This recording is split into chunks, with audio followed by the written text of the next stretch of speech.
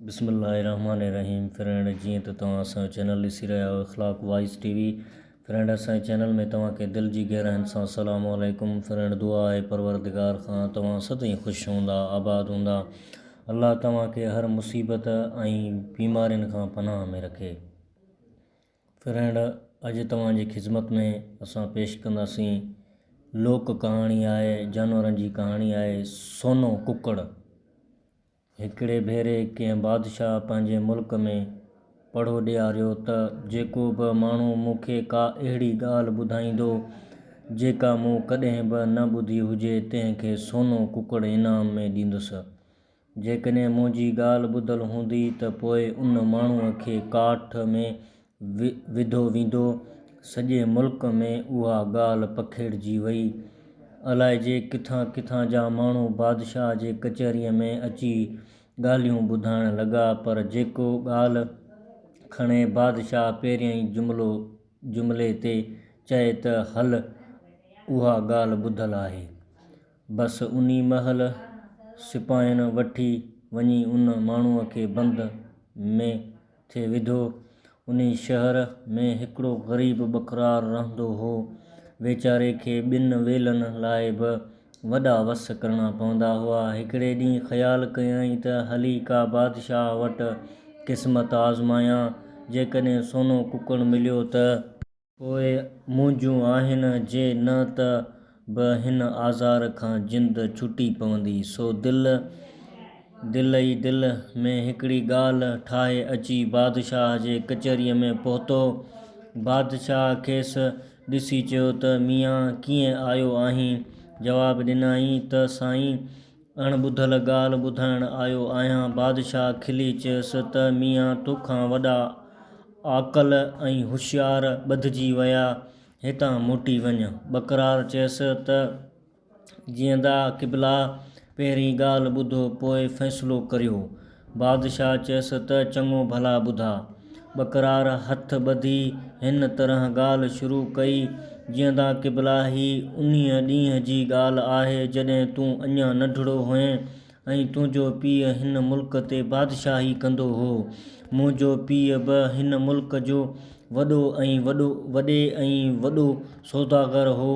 संदसि वापारु सॼी दुनिया सां हलंदड़ हो। माल मिल्कियत में बि बाबे जी बराबरि ॿियो को बि माण्हू कोन हो। तंहिं करे सॼी बादशाहीअ में संदसि वॾो असरु हो। वॾी ॻाल्हि उहा जो तुंहिंजे पीउ ऐं मुंहिंजे पीउ ॿई पग मट यार हुआ। रज़ाऊं क़ज़ाऊं सीने सभिनी इंसाननि ते आहिनि। ॾुखी सुखी वक़्तु हिक ॿिए जे कमु पिया ईंदा हुआ।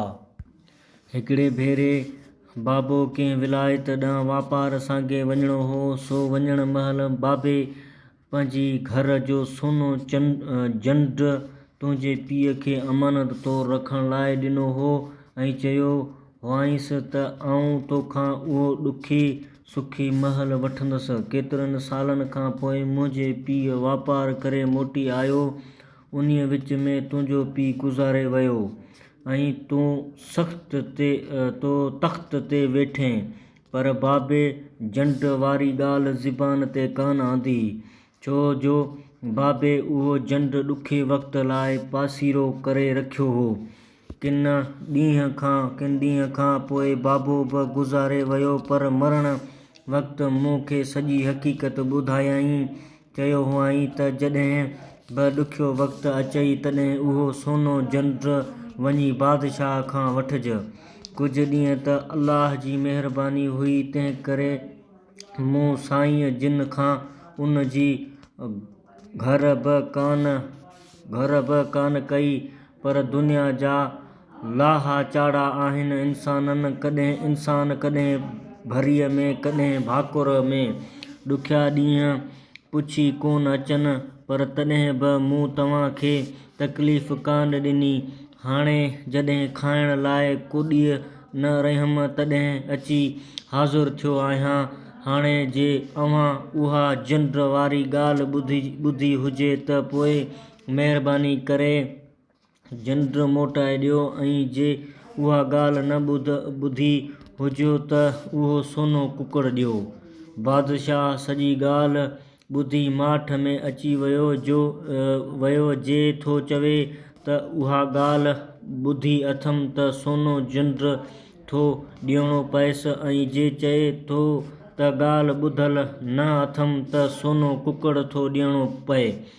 आख़िर कुझु देरि खां पोइ चयाईं मियां बाबे त मूंखे उहा ॻाल्हि ॿुधाई कान हुई। तंहिं ते बकरार चयसि बादशाह सलामत जी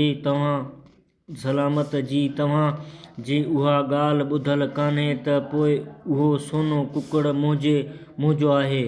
उते बादशाह संदसि चालाकीअ खां ॾाढो ख़ुशि थियो ऐं खेसि कुकड़ खणी ॾिनई जेको हिन विकिणी वञी घर ठाहिरायो ऐं शादी कई। बाक़ी सॼी उमिरि आराम ऐं ख़ुशीअ सां गुज़ारियईं। सुभान अल्लाह।